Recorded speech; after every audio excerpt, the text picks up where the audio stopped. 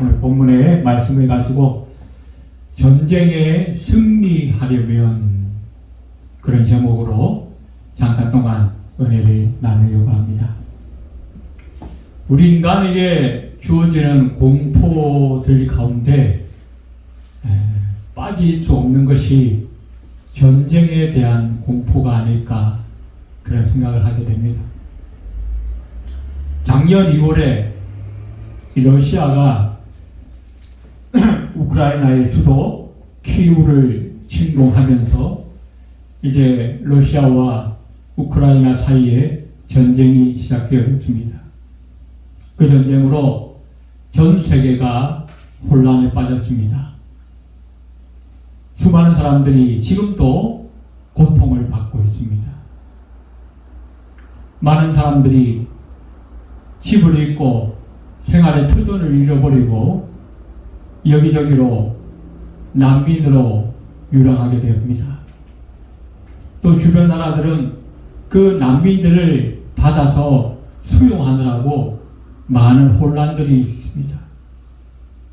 또 식량과 에너지의 그 공급이 원활하지 못하여서 전 세계적으로 물가가 올라가고 주가는 폭락하고 많은 사람들이 고통과 어려움을 겪고 있습니다. 우리나라도 예외가 아니어서 수출이 많이 어려움을 당하고 있죠. 이번에 삼성 또 SK 반도체는 지난 그 분기에 비하면 3분의 1, 5분의 1, 심지어는 10분의 1까지 떨어졌다. 그런 이야기들을 하고 있습니다. 또 이제 정권이 바뀌고 난 다음에는 북한과의 관계도 아주 험악해져서 전쟁의 위기가 이 한반도 가운데 고조되는 그런 모습들을 우리는 경험하고 있습니다. 학자들에 따르면 인류 역사 가운데서 전쟁이 일어나지 않는 그 기간들, 전쟁이 일어나지 않는 그 기간은 불과 300년이 채 되지 않는다고 합니다. 그리고 지난 20세기, 이 한 세기가 100년이잖아요. 20세기 이 100년 동안에만 전쟁과 형병으로 인해서 약 9억에 가까운 인구가 몰살당했다는 것. 현재 지구상의 가장 이 폭발적인 무기는 핵폭탄입니다. 이 핵폭탄이 이 지구상에 현재 한 2만 개 가까이 만들어져 있다는 것. 러시아와 미국이 가지고 있는 이 핵탄이 한 번에 터지게 되면 이 지구 땅덩어리를 수십 번 폭파시키고도 남을 만한 위력이라는 것이죠. 우리 모든 인류는 다 평화를 추구하고 소망하는데 왜 이 지구상에, 이 땅에, 인류 역사에 이렇게도 우리가 원치 않는 전쟁이 끊이지 않는 것일까요? 예의대 교수였던 그 도널드 케이건이라고 하는 사람은 전쟁의 기원이라고 하는 책에서 사람들이 인류가 이 전쟁을 하는 그 이유, 원인에 대해서 세 가지로 말씀을 하고 있습니다. 첫 번째는 경쟁국가에 대한 두려움이 있다. 또 두 번째는 자국의 경제적 이익을 추구하기 때문이다. 그리고 세 번째는 자국이 다른 나라보다 강하다라고 하는 이 자존감, 명예를 추구하기 때문이다라고 말씀을 했습니다. 다 아마 일리가 있는 말씀인 것 같습니다. 그런데 우리 그리스도인이 삶의 지침으로 삼는 이 성경 말씀 가운데는 보다 더 근본적인 이유에 대해서 말씀을 하고 있습니다. 야고보 4장 1절에 보니까 너희 중에 싸움이 어디로부터, 다툼이 어디로부터 나느냐? 너희 지체 중에서 싸우는 정욕으로부터 나는 것이 아니냐라고 말씀합니다. 전쟁의 원인, 싸움의 원인이 인간의 정욕, 다시 말하면 인간의 욕심 때문이라는 것입니다. 이 말은 뭡니까? 결국 우리 인간의 그 행복을 깨뜨리고 불행하게 우리 인간을 몰아가는 가장 근본적인 이유는 바로 인간의 죄 때문이라는 것입니다. 이렇게 인류 사회, 인류 역사 가운데 우리가 원치 않는 이 전쟁이 빈번하고 또 이 전쟁을 우리가 피할 수 없는 것이라고 한다면 어떻게 해요? 궁극적으로는 우리는 이 전쟁에 승리해야 하지 않겠습니까? 그러면 우리가 이 전쟁에 승리할 수 있는 비결이 무엇인가? 오늘 우리는 그것을 한번 생각해 보려고 합니다. 일반적으로 봤을 때 승리의 비결은 어렵지가 않습니다. 보편적으로 어떤 전쟁이든지 간에 적대보다 더 강한 무기를 가지면 되는 거예요. 남들이 칼을 가지면 우리는 총을 가지면 됩니다. 적들이 총을 가지고 나오면 우리는 대포를 쏘면서 나가면 됩니다. 그래서 어떻게 해요? 지금 많은 국가들이 핵폭탄을 만들려고 현안이 되어 있지 않습니까? 그래서 전략을 잘 쓰고 상대방의 허점과 약점을 잘 노려서 공격하면 백전백승할 수 있는 거예요. 그것이 일반적인 우리가 상식적으로 아는 전쟁의 승리 비결입니다. 그런데 제가 그런 얘기 하려고 오늘 이 말씀을 시작한 건 아니겠죠. 오늘 우리는 이 본문 가운데서 다윗과 골리앗의 전쟁을 보게 됩니다. 싸움의 장면. 그런데 오늘 이 다윗이 골리앗을 이겼던 그 승리의 모습을 보면 지금까지의 그 모든 이론들이 무색해지는 것을 우리는 알게 됩니다. 이스라엘이 그 당시 최고의 적군이었던 블레셋과 전쟁을 합니다. 그런데 그 블레셋 가운데서도 가장 최고의 장수 골리앗이 등장합니다. 오늘 이 성경은 이 골리앗에 대해서 아주 자세하게 묘사를 하고 있는데 그 신장이 6규빗이 넘는다. 지난번에 제가 다른 성경에서 말씀드렸죠. 한 규빗은 우리 팔꿈치에서 손가락 끝까지의 길이 정도, 그래서 평균적으로 45cm 정도 된다고 말씀을 드렸습니다. 45 곱하기 6 하면 270이 됩니다. 그런데 6규빗보다 더 넘었다 그랬어요. 그러면 어떻게 해요? 미터법으로 보면 거의 3m에 가까운 키라는 것이죠. 갑옷과 투구로 중무장하였고 창자루는 배트입제에 같았고 입은 갑옷의 무게만 50kg가 넘고 그 장군이 쓰는 그 이 창칼에 그 창날만 무게가 7kg 이상이 되는 엄청난 거인이 엄청난 무기를 들고 나타난 것입니다. 마치 요즘 유행하는 그 마블 영화에 나올 것 같은 그런 거인입니다. 그래서 어떻게 해요? 이 이스라엘 편에서는 사울 왕을 비롯해서 그 누구도 감히 나서지를 못해요. 벌벌벌 두려움에 떨고만 있었습니다. 그런데 오늘 주인공 이 소년 다윗이 등장합니다. 나갑니다. 싸웁니다. 그리고 승리했습니다. 옛날에 어느 장군이 왔노라 싸웠노라 이겼노라 그렇게 선포했었죠. 다윗이 오늘 그랬습니다. 그 전장에 왔습니다. 적진의 그 최고의 장군 골리앗과 싸웠습니다. 그리고 어떻게 해요? 이겼습니다. 아니, 무기도 없고 특별한 전술도 없이 맨몸으로 나가서 어떻게 이 다윗이 이겼을까요? 오늘 우리는 그 비결을 살펴보려고 합니다. 어린 소년 다윗이 아무런 무기도 없이, 아무런 전술도 없이 어떻게 이 최고의 장군 골리앗을 이길 수 있었는가? 오늘 이 비결을 우리가 살펴보면서 우리의 인생에 닥쳐오는 모든 싸움 가운데, 특별히 우리의 그리스도인들에게 닥쳐오는 영적인 이 싸움 가운데서 승리할 수 있는 저와 여러분이 되시기를 주의 이름으로 축원드립니다. 자, 그러면 오늘 이 소년 다윗이 어떻게 승리할 수 있었는가?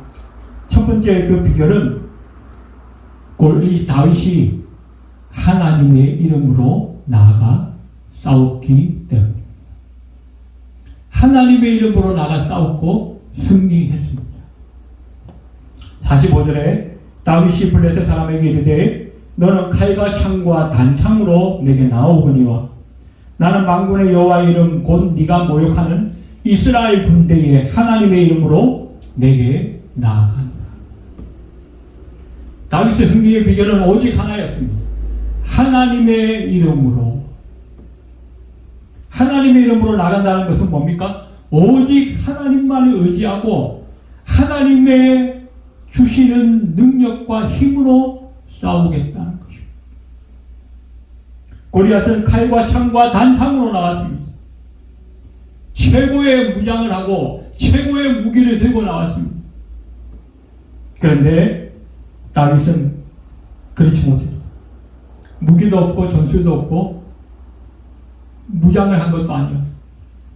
오직 하나, 이 다윗이 가지고 의지하는 최고의 무기는 바로 만군의 여호와 하나님의 이름이었다는 것입니다. 우리가 이 구약 성경에 보면 이 전쟁에 많은 기록들이 있습니다. 어떤 학자들에 의하면 한 120여 차례 이 전쟁에 대한 기록이 성경에 기록되어 있다고 합니다. 그런데 이 전쟁들은 처음에 제가 말씀드린 것처럼 이 인간이 가지고 있는 개인적인 욕심이나 그런 정욕으로 인한 싸움이 아니라는 거예요. 이 이스라엘 백성들이 싸운 전쟁은 여호와의 전쟁, 하나님의 전쟁이었습니다. 모세와 여호수아 때는 가나안을 들어가기 위한 전쟁이었습니다. 그 이후에 있었던 전쟁은 이 하나님이 약속하신 그 가나안 땅을 지켜내기 위한 전쟁이었습니다. 그래서 이 전쟁은 어떻게 해요? 하나님이 주관하시는 전쟁. 그래서 이 이스라엘 백성들이 하나님과 함께 할 때, 하나님을 향하여 믿음으로 하나님을 의지하며 나아갈 때는 백전백승했습니다. 하나님이 함께하면 홍해도 갈라지고, 하나님이 함께 하시면 여리고 성도 무너지고, 하나님이 함께 하시면 막 이 홍수철이라서 물 바깥쪽, 양가쪽으로 넘쳐나는 그 요단강도 한순간에 갈라졌습니다. 그런데 이 이스라엘이 조금이라도 하나님을 의지하지 못하면, 하나님과 거리가 멀어지면 조그만 아이성 앞에서도 패배할 수밖에 없었습니다.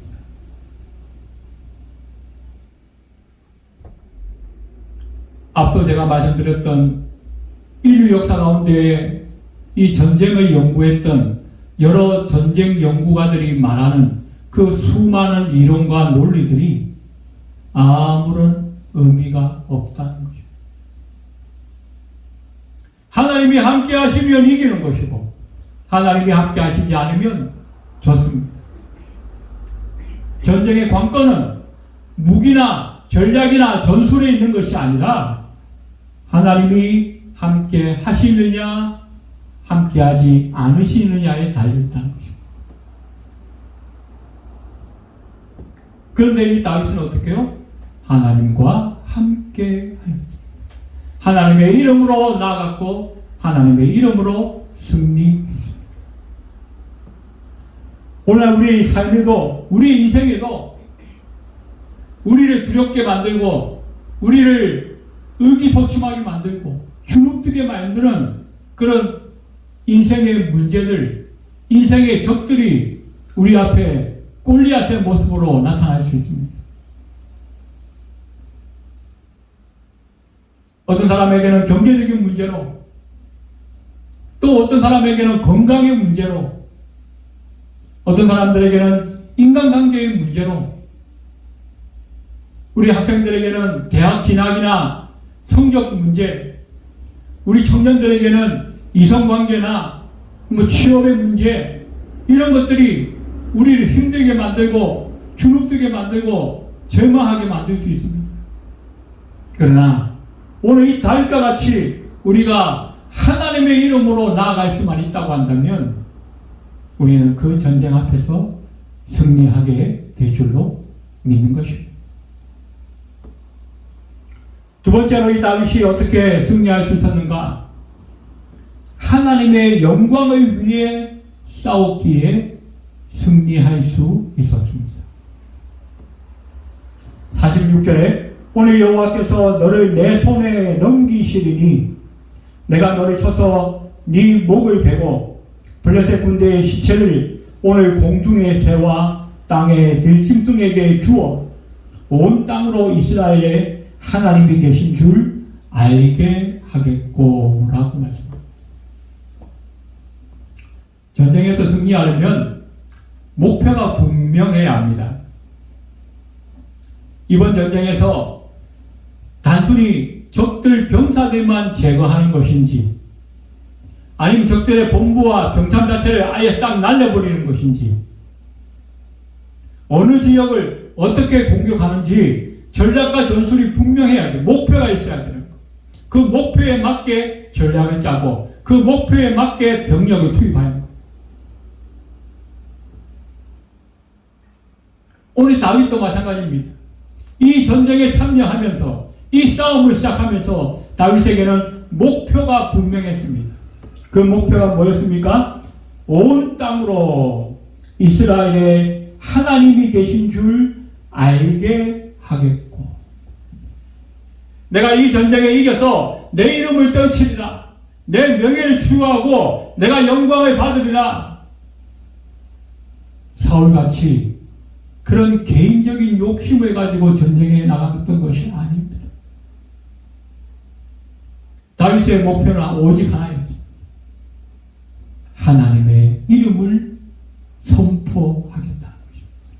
온 열방 가운데 이 가나안에 있는 족속들뿐만 아니라 온 민족 가운데에 내가 하나님이 지금 살아계시는 하나님, 만군의 이스라엘의 군대의 하나님이신 것을 똑똑하게 보여주겠다는 것입니다. 알게 하겠다는 것입니다.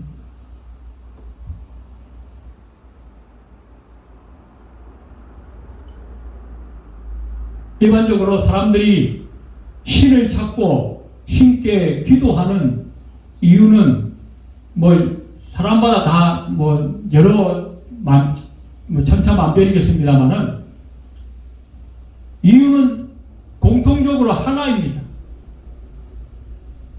그 하나가 뭐냐? 양화구복이 사자성어로 하면 양화구복. 재앙을 물리치고 화를 물리치고 복을 구한다는 것입니다.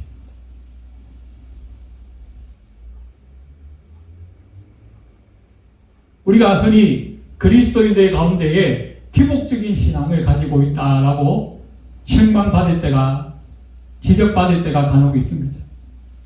우리 그리스도인들의 기도와 우상 숭배하는 사람들의 기도와 어떤 차이점이 있을까요?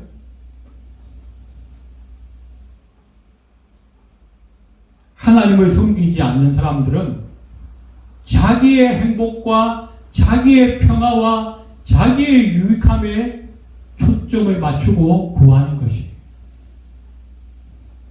내가 성공하고, 내가 출세하고, 내가 잘됨으로 인하여서 나에게 영광이 돌아오고, 내가 세상에서 잘 먹고 잘 사는 그것을 위해서 신적인 능력을 불러오려고 하는 거예요. 그러나 우리 예수 믿는 사람은 기도의 목적 자체가 달라요. 왜 예수 믿는 사람이 잘 되어야 합니까? 왜 예수 믿는 사람이 사업을 하면 성공해야 합니까? 왜 예수 믿는 학생이 좋은 대학에 가야 됩니까? 왜 예수 믿는 사람들이 손으로 하는 일마다 좋은 열매를 맺어야 합니까? 그것은 바로 하나님의 영광을 드러내기 위함인 것입니다. 우리가 건강한 것도, 우리가 출세하고 성공하는 것도, 우리가 명예를 얻고 인기를 끄는 이 모든 것들도 다 하나님의 영광을 위하여라고 하는 목적이 분명해야 한다는 것입니다. 고린도전서 10장 32절에 그런즉 너희가 먹든지 마시든지 무엇을 하든지 하나님의 영광을 위하여 하라고 말씀하고 있습니다. 우리가 앞서 살펴본 것처럼 사울 왕은 전쟁에서도 또 왕으로서 국정을 다스리는 모든 과정 속에서도 급히 타면 자기 개인의 영광을 구했어요. 그러다가 어떻게 망했어요. 나중에 그 뒤에 가서 또 살펴보겠지만 이 다윗 왕의 아주 멋진 아들 압살롬이라고 하는 아들이 있었는데 그 아들도 자기가 잘난 맛에 자기 영광을 구하다가 아주 비참한 최후를 맞이하게 됩니다. 예수님 당시에 예수님이 태어날 무렵에 그 신약에 그 헤롯 대왕이 있었죠. 그 헤롯 대왕도 어떻게 해요? 개인적인 이기적인 자기 영광만 구하다가 충이 먹어서 죽었다라고 성경은 말씀하고 있습니다. 우리 인생의 방향, 우리의 싸움의 목적을 우리는 분명히 해야 합니다. 어디에 맞춘다고요? 하나님의 영광을 위하여. 오늘 다윗처럼 우리 싸움, 우리 인생의 이 향방을 분명히 예수 그리스도에게 맞추어서 우리의 사는 날 늘 승리하는 삶을 살아갈 수 있는 저와 여러분이 다 되시기를 주의 이름으로 축원드립니다. 마지막으로 이 다윗이 승리한 비결 한 가지만 더 말씀드립니다. 다윗은 확실한 믿음으로 나아가서 승리했습니다. 오늘 47절에 보니까 또 여호와의 구원하심이 칼과 창에 있지 아니함을 이 무리에게 알게 하리라. 전쟁은 여호와께 속한 것인즉 그가 너희를 우리 손에 넘기시리라 라고 말씀합니다. 다윗은 고백합니다. 우리의 승리는 어디에 있다고요? 칼과 창에 있는 것이 아니다. 그리고 이 전쟁이 누구에게 속했다고요? 전쟁은 하나님께 속한 것이다. 하나님께서 이스라엘을 그리고 하나님을 모욕하는 저 블레셋 군대를 완전히 무찌르고 하나님의 백성 이스라엘에게 승리를 주실 것을 이 다윗은 전쟁에 나가기 전부터 이미 믿고 있었어요. 골리앗과 싸우기 시작하기 전부터 이 다윗은 확실하게 믿는 믿음이 있었어요. 그래서 어떻게 해요? 그 믿음 가지고 아무런 무기도 없이 아무런 장비도 없이 군복도 입지 않고 그저 어떻게 해요? 평소에 쓰던 물맷돌 몇 개 들고 나갔어요. 그런데 하나님이 그 다윗의 믿음을 보셨습니다. 그리고 다윗이 평소에 썼던 그 물맷돌을 이제 하나님이 야 그거 나 잠깐 빌려줘. 바톤 타치한 거예요. 하나님이 함께 하시면 도구가 문제가 아닙니다. 어떤 무기를 쓰느냐 그거 하나도 중요하지 않습니다. 하나님은 가난해도 무식해도 특별한 재능이 없어도 하나님은 얼마든지 우리를 붙들어서 사용하신다는 거죠. 중요한 것은 지난번에 살펴본 것처럼 우리의 마음 중심이 어느 만큼 하나님께 집중되어 있느냐 하는 것입니다. 모세가 광야로 쫓겨가서 도망가서 살 때 어떻게 했어요? 양을 쳤습니다. 그 양을 칠 때 손에 뭘 들고 했죠? 지팡이를 들고 합니다. 그 지팡이는 특별한 장인이 만든 명품 지팡이도 아니고 니스치를 하거나 윤택이 나거나 광나는 그런 지팡이도 아니었어요. 근데 평범하게 모세가 평소에 늘 쓰던 지팡이였습니다. 그런데 이 지팡이가 모세의 믿음과 함께 하나님의 손에 붙들려지니까 어떻게 해요? 바다와 같은 홍해를 가릅니다.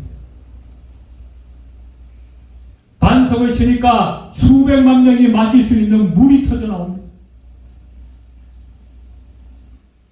하나님의 손에 붙들리면 기적의 도구가 되는 것입니다. 우리가 평소에 쓰던 것, 우리가 평소에 잘하는 것, 그게 남들에게 특별한 박수를 받지 못하는 것이라 할지라도 그것이 하나님의 손에 붙들리면 놀라운 기적이 일어나는 거예요. 베세다 광야에서 어린 소년이 자기가 먹으려고 준비했던 그 도시락 하나 주님의 손에 붙들리니까 어떻게 해요? 수천 명을 먹이고도 남는 놀라운 기적의 도구가 되어졌어요. 그것이 하나님의 역사예요.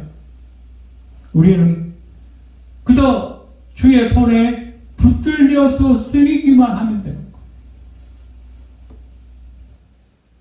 오늘 다윗도 마찬가지입니다. 다윗의 그 물맷돌이 특별나서 골리앗을 물리친 것이 아닙니다. 다윗의 믿음을 보시고 하나님이 그 손을 붙드시니까, 그 물맷돌을 붙드시니까 엄청난 기적이 일어나게 된 것입니다. 오늘 우리가 불렀던 찬양 가운데 이런 가사가 있습니다. 내가 겪는 시험이 어렵고 힘들어도 내 주님보다 크지 않네. 내 앞에 바다가 갈라지지 않으면 주가 나로 바다 위 걷게 하리. 우리 주님은 저와 여러분 앞에 있는 그 바다, 홍해 바다를 가르실 수도 있는 분이시지만 때로는 가르지 않고 그 바다 위를 걷게 하시는 분이신 줄로 믿으시기 바랍니다. 우리 하나님은 놀라운 분이십니다. 우리 앞에 문제가, 내 앞에 부딪힌 그 인생의 고난과 어려움이 아무리 크다 할지라도 우리 하나님보다는 크지 않습니다. 그것이 오늘 우리가 입술로만 불렀던 찬양이 아니라 우리의 삶의 진정한 신앙 고백이 되어졌으면 좋겠습니다. 그래서 우리 앞으로 우리 삶에 어떤 고난이 온다 할지라도 이 골리앗처럼 나를 주눅들게 만들고 나를 힘들게 만들고 주저앉게 만드는, 절망하게 만드는 그런 인생의 문제가 내 앞에 닥쳐온다 할지라도 그보다 더 크신 하나님을 바라보면서 일어나시기 바랍니다. 걸어가시기 바랍니다. 그 위를 뛰어넘는 저와 여러분 되시기 바랍니다. 그래서 우리의 삶을 통하여 하나님의 영광 드러낼 수 있는 저와 여러분이 다 되시기를 주님의 이름으로 축원드립니다. 기도드리겠습니다. 고마우신 하나님, 은혜를 감사합니다. 우리 앞에 시련이 있고 고난과 어려움이 있다 할지라도 그것은 하나님보다는 크지 않은 줄로 믿습니다. 다윗이 믿음으로 나아가 골리앗을 물리친 것처럼 우리가 하나님과 함께하는 믿음으로 나아가 우리 인생의 모든 문제들을 다 이기고 뛰어넘고 헤쳐나갈 수 있도록 주님 역사하여 주시옵소서. 예배를 마치고 돌아가는 발걸음 위에도 함께하여 주옵소서. 예수님의 이름으로 간절히 기도드리옵나이다. 아멘.